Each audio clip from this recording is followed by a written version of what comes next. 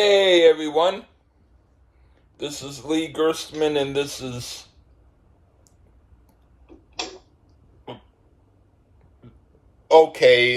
Charles Traynor. How are you doing, Charles?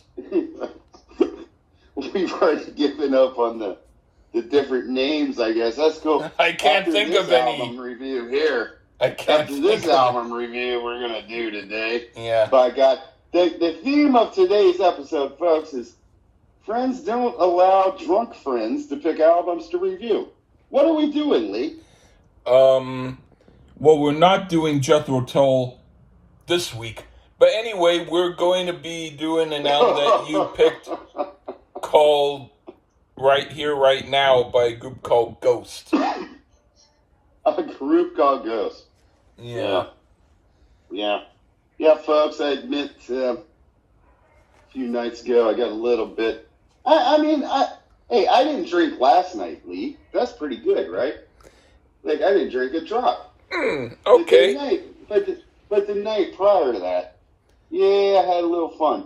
Yeah. And out of nowhere, I just said to Mr. Lee Gerstmann, we should do Ghost. And he said, okay. And I forgot that he really hates Ghost. So this should be an interesting review. You hate him, let's be honest. I have certain feelings about them. Objections. Exactly. Well. And I forgot. Well. I'm allowed. Well, bring it out, man. Well, it's that's the whole point it's of this not show. It's not going to be as bad as you think, but it is. Oh. I will say though that they're more like a group that I think is pointless to review. Like, this is a group that I don't think, or I thought was not worthwhile reviewing. And of course, after I heard the album, my opinions have not changed. But instead of doing Dead Air, why don't we at least review it? There you go. Okay. I mean, and you know, I'm sorry, I'm a fan. I mean, you're a fan of Mascara Sue, so I mean, we all have our challenges in life. Yeah, I mean, we all do. And when I wrote down the names of the songs, there might be a couple where in my cursive writing I misspelled, so you don't necessarily need to correct me unless you feel really impelled to if I give the wrong title. But I'm going to try to give... Funny depends on how funny it is. Well, if it's really funny, I'll let it ride. There's one that I know I got wrong, and another which I might got a couple of letters wrong. But anyway, all right. Well, do you want to start? The other thing, before we start, just the quickest set the table. This is actually a film that came out this year that I haven't been able to see yet. And a live album. And this one slid under the radar for me, much like their tour. There's a tour that they just announced. I'm sure Lee will be the first one to get tickets to see. For you? New York area. Well, they're coming to Lodz? I can't pronounce it. In May. I don't know if I can pull that off. But anyway, that's about it. Tobias Forge is the driving force of this band out of Sweden, which is like a heavy metal ABBA, and I love both. Okay, let's go ahead and get into it. You can start. The first song is called Imperium. It's the opening of the album Impera. I'm pretty sure, but I could be wrong, as I've not seen the film. But I'm pretty sure this is a pre-recorded passage, not played live, but I could be wrong. I don't know. And if I am, oh well. Not a bad opening low instrumental. It sets the stage okay, but nothing exceptional either. It's just here, and I usually skip it. Okay. I put dramatic movie type music. I understand it, but it does not do much for me. Okay. So we agree. We're rocking. We're agreeing. Yeah. And now for a song, Kaiserium. Okay. Kaiserion. All right. Well, I say Kaiserium. You say Kaiserion or whatever. I like okay. yours better. Okay. I'm tempted to pick a Roderick Falconer album for us to review as a comeuppance for me having to hear this stuff. It's ABBA on heavy metal. It's better than the first track, and I don't hate it, but it's only okay. What do you think? ABBA on heavy metal. What a great description. This is the second track on the album Impera as well. And I guess because this is a tour for that album, very appropriate so far.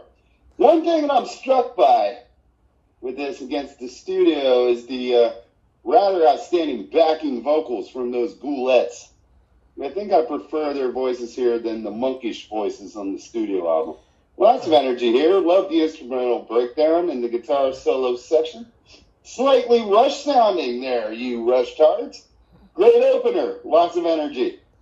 Go ahead, Lee. Yeah, I was going to say you were the one who first said ABBA and heavy metal, and I actually had written in the notes. But anyway. Oh, it's yeah. Love it. But anyway, yeah, there is a Roderick Falconer album that I have. I haven't downloaded it, but I will. I used to have it, and that's all I'll say. But he looked, maybe didn't sound, but he looked like Adam Ant, but about maybe 10 years before Adam Ant did it. Anyway, now the song Rats. Okay, this is Creatures of the Night pretentious. I like the studio version better. This is well played, but there's a fake America's Got Talent sheen to it. I'd rather hear the chorus. All right, what do you think? It's the lead single off the album Prequel, and I'm impressed you even like the studio version, to tell you the truth. And but this is another one that delivers for me here. The way Tobias screams "rats" is so killer to me. He's got a cool ass delivery on that section, and the Goulettes sound great here as well. Modern day arena rock for sure. Forgy crafts perfect songs for live environment. But then it even has a bit of Metallica feel at points, especially towards the end of the song. So for me, so far, so good here, and bring on Ray Omelette, or whoever you're talking about. Faith, I think I got to go first here. Yeah. I want to say first, do you know the chorus? Unfortunately, yeah. Okay, yeah, I like them better. But anyway, okay, you go on Faith. Faith. That was off the album Prequel, and it was the third single. And we get a move towards more metal here. And it's good to hear for these old ears. Another good thing for me is definitely I can hear some difference from the studio as far as the vocals. What always had me worried a bit is it seems a bit too perfect at this point. Tobias showing Faith is mine, motherfuckers. Sure helps too.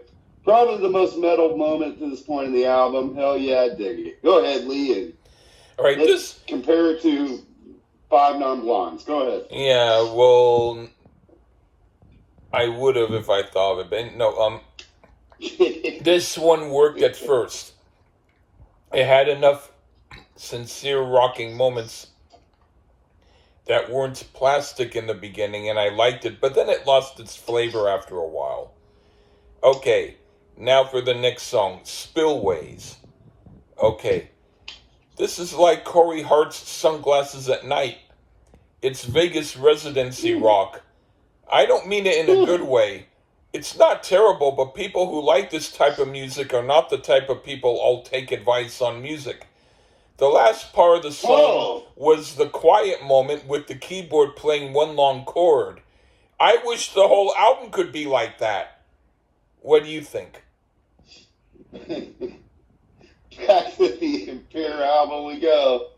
The crowd interaction with Forge and the audience is a bit comical at points. And now I figured it out. I think this is some cleaned up live music. Because in the spoken part, we hear quite a bit of muffle on his voice that magically goes away in the musical portions. But oh well, I've never cared if live albums get cleaned up a bit. I enjoy the song, even if it's a bit Blue Oyster Cultish. I don't know about Corey Hart, maybe even a bit with some Toto creeping in there. But I dig those bands, and I dig this song. But for some reason, I go with the studio version over this. It seems like this was a bit of a struggle for Tobias to pull off, so Not terrible version, but I'll stick with the studio version over this. So see, I Yeah, never you're thought liking this a little bit more than I want you to. But anyway, what do you think of Cerise? well, can they deliver one of my favorite songs from this band live here? And I'd have to say yes to my ear. Not quite as tight as the studio, but it still gets the job done. The guitars are so ominous. Killer opening riff as well. I do think the studio one is better overall, but if I was at the show, it would get it done and has those key sing-along moments. And maybe someday I'll see them because I haven't. A decent version of a Killer song is my vote. All right. I put this had an Alice Cooper vibe to it, which I dug, but then after a while it became dull. Okay, now for Absolution. This was cool at first. It had a more real rocking edge that made it sound a little better than some of the other songs, but then it became like the other songs and was uninteresting. What do you think? All right, we got another track off Meloria. The previous was as well. The riff at points really reminds me of some Metallica again. And to be honest, if it wasn't for the chorus, which has a definite sing-along type feel, I'd have kind of questioned why this would have been on the set list over, say, Pinnacle to the Pit, which I prefer. But hey, whatever. Not a bad version of a filler song to me. All right, what do you think of Call Me Little Sunshine? Go back to the Source Impera album, and way more like it here. Well, this version, which again I'm pretty sure is cleaned up quite a bit, as I've checked out this track out live on different sources quite a bit, and this one's a little too perfect versus those, so I know this was cleaned up a lot. I mean, I'm sure live you wouldn't notice it, but this one is slightly limp versus the studio yet again. But a halfway good version. I put another by the numbers type of thing that does nothing for me. All right, now for Watcher in the Sky. The beginning was cool and different, but like most of the other songs, it was too polished and uneventful. What do you think? So far to my ears, this is the best live representation of their tracks here. And the best sounding one to my point. They nailed this one. Great band performance here. Ford sounds great, and everything about this version worked for me. And I think maybe you don't quite get the point of Ghost. It needs to sound by the numbers and soulless, because that is how the devil would sell himself to modern society. On to the next song. All right, I kind of understand that. Doesn't mean I'll buy it, but it doesn't mean that I'll spit on it either. Okay. Yeah, Ghost is a concept all the way around. Yeah. But all right, let's go to the next one. All right, what do you think of If You Have Ghosts? The chamber version. We should do some Rocky Erickson albums. You want to do those, Lee? Possibly so. Well, this is a cover of one of his songs. Oh. And the Goulet's operatic singing on this really adds to the ambiance. Now, this is some... Now, is this true chamber musically to you? I'm asking. Is it? Kind of Broadway. In their way? Kind of Broadway. Broadway version of chamber. I don't know chamber that well. This is all right. I enjoy it overall. But they cut the song He Is from this album and kept this. And I'd have done the opposite. But again, I guess they wanted to change things up. Nice chill out kind of moment. And with the little preaching from Forge, whatever. Yeah, I'd have gone with He Is over this. But whichever, it's not a terrible song, but I wouldn't have put it on here, personally. Huh. All right. Probably your favorite song on the album. Actually, you're going to hear what I'm going to say. At this point, I've been numb, so this ABBA imitation sounds more sincere to me. Because it was a change of pace, I was able to enjoy it. There you go. How did I know? Yeah. And it's a Rocky Erickson song. Yeah. All right. A cover on a live album. All right. All right. Now, 20s. I just put Stupid. Oh, what do you think? Complete with pyro and flash pots. And other in the opening section, this song never really did it for me.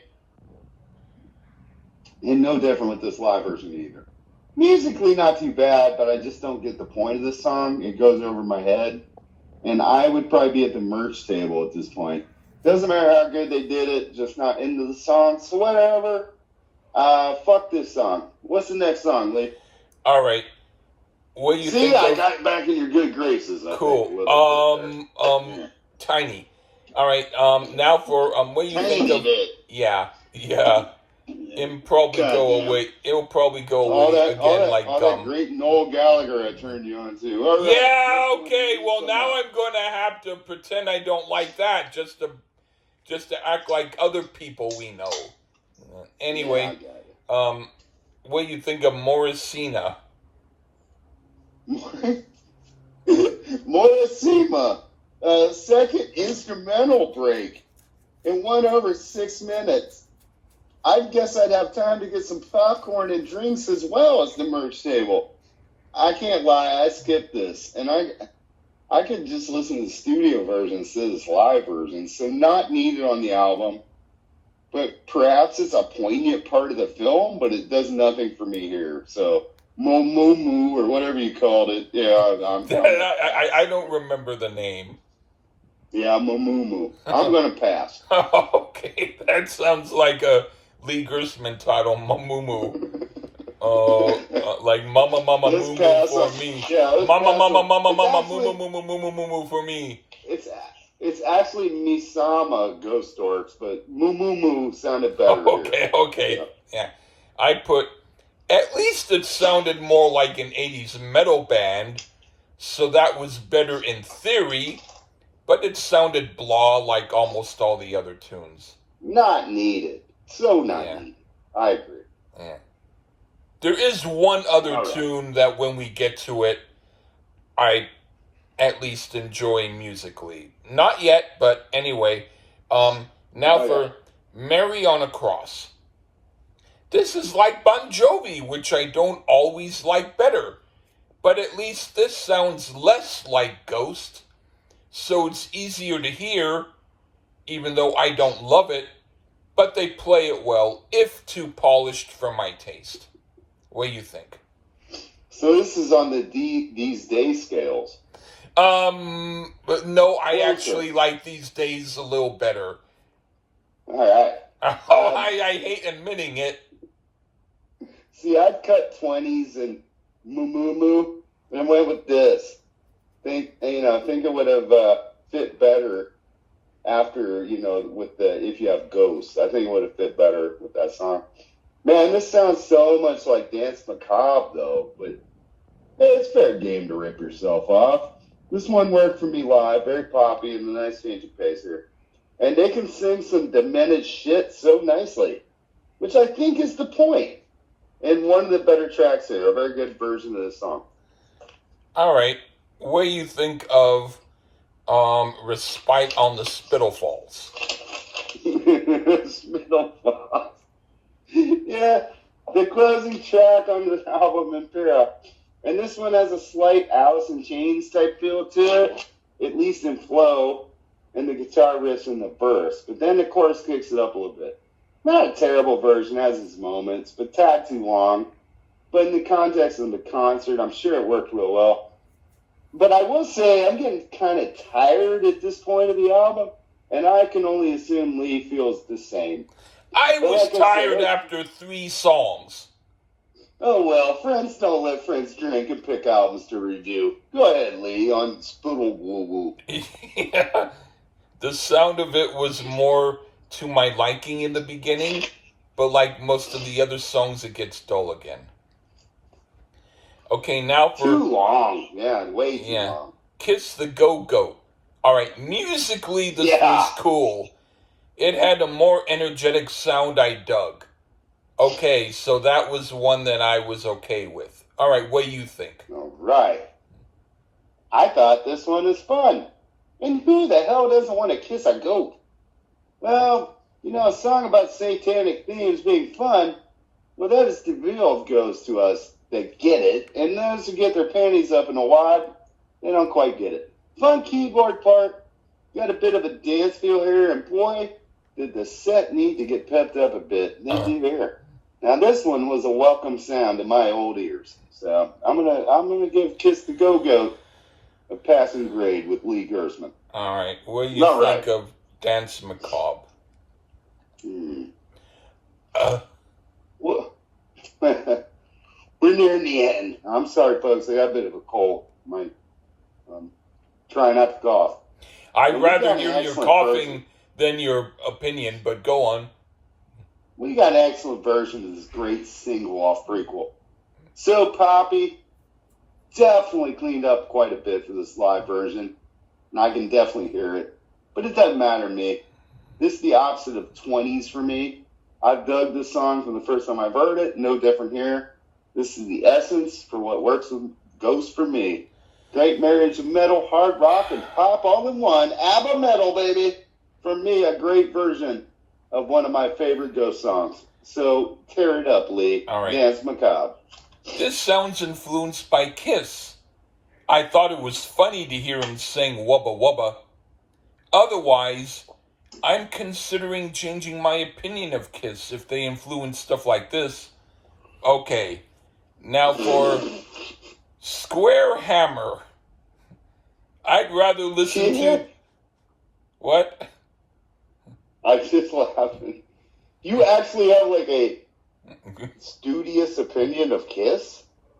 All right. And I love Kiss too, but really? All right. Yeah. I'm seriously considering liking them after hearing this.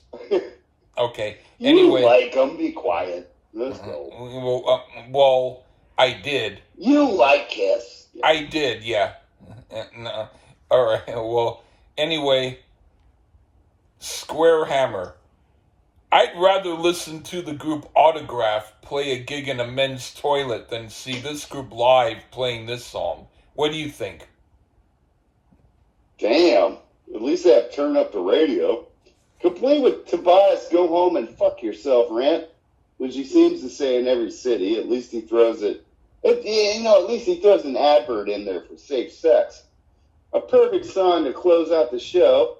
And yet another of my favorite Ghost songs. And this one goes great on this album. What a closer. I'm not sure about the poop shoot comment in the final verse. But I mean, what the hell? They're Swedish. Yet another great pop metal song this band excels at. And another great version here. I love it myself. And Autograph. Fuck, I'll throw an album at you. So we got one more song. Oh, boy. For you to destroy. Here we go. The future is a foreign land, All right? What do you think of The Future is a Foreign Land? A studio cut closes out the album, and this one has a bit of a 60s feel to it. And let's just say, I've heard worse recently from the band, so I could go for this if they were to come up with some more sounds like this. And with the political climate of the day, this seems to be an appropriate theme here, with basically not knowing what the future holds. But let's just hope for the best, eh? Is it a great song? Not necessarily, but not so bad. But I don't know if it was needed here, though. Could have been kept for something else. But the makers of this album and the band and the producers and everybody said Kiss Alive 2 was an inspiration for this album. All right, Lee, tear it up and destroy it. All right. It's not a bad song, but hardly anything to write home about. It's okay. All right. Holy shit. This made you rethink Poison. No, nothing could do that. Well, see, we have a chance. See, we have a chance. I told you it was my fault. I got wasted and said, let's do this Ghost Live album. But it's your fault that you like them, too. Well, I do, but you like... Yeah, it's your fault. You do like some stuff I don't like. But at least it's... I thought we were above better.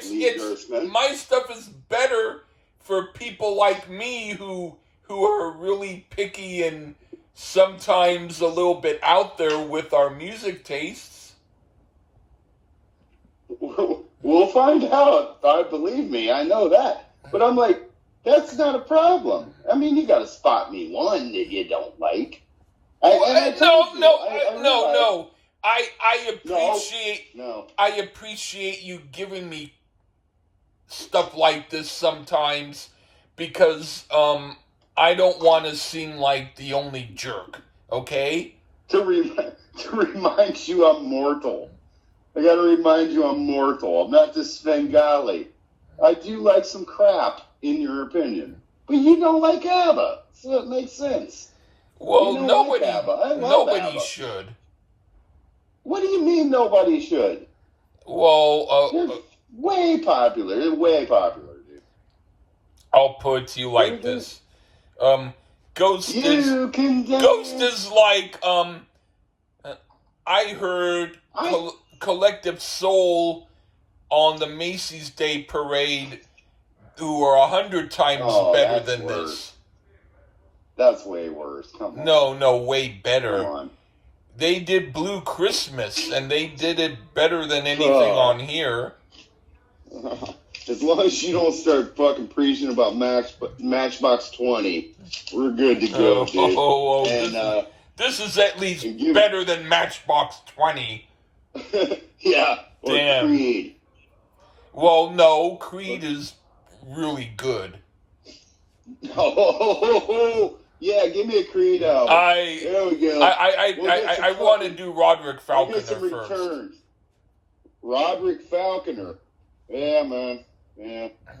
Well, we got a whole... But that Creed song, Lift Me Up, you don't like that song, Lift Me Up? I think Creed is an abortion of God. I really do. Oh, boy. And I always have. I hate them. I hated Nickelback before it was cool, and then not cool to hate Nickelback. They're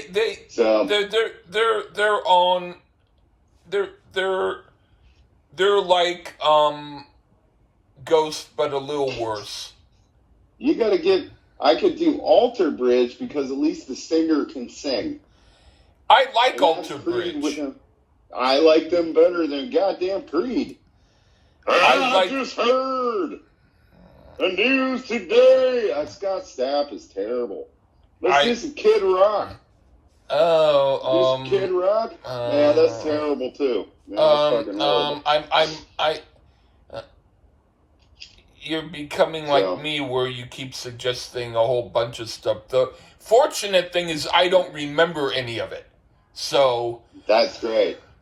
Please don't remember Ghost ever again. I'll never bring them up to you. That's fair. That's a fair thing. You gotta spot me. And I don't know. Maybe you know what I read about today, Lee. I'm curious.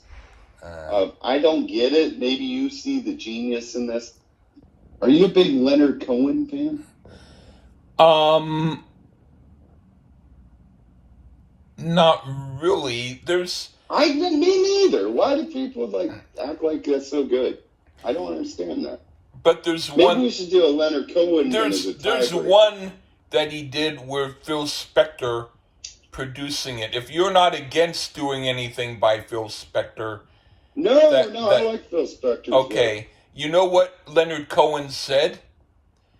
He was working on the album with Phil Spector. This is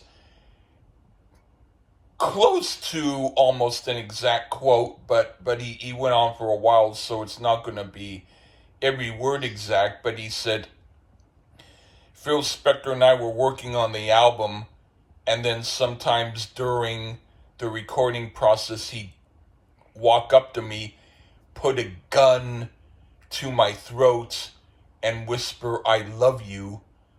And then after he worked on the songs, he kept saying stuff like, no, don't keep it.